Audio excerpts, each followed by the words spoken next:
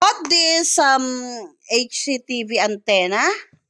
So this is the antenna, and it says I have to have this is an extension. Is it an extension? Yeah, I bought it. I bought this from Amazon.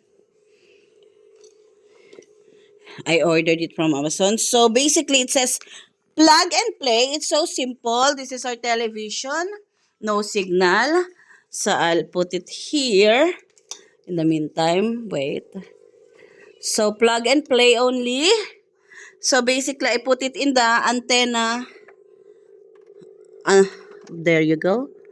There you go. I plugged it. And then the USB is powered by a USB cord. So I just plug it in. There, sliding. So now there's no signal. I'm going to look for a better reception. I will try to put it on the wall. There you go. Well done! It worked! It worked! So if you put in this one, so see the reception, it's not good. So you have to find a better position for it to have a clearer reception. Yay! It's working! I'm so proud. I'm so happy. Yay! It's working! Using only this as the antenna. Well done! Nice buy. I love it. There you go. Oh, it's working perfectly.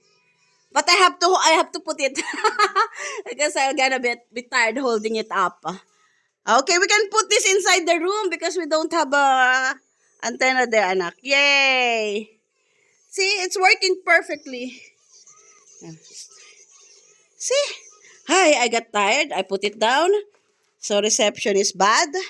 And I'll put it up again. There you go. There. Working perfectly when it's up. It means you have to get the right position for it.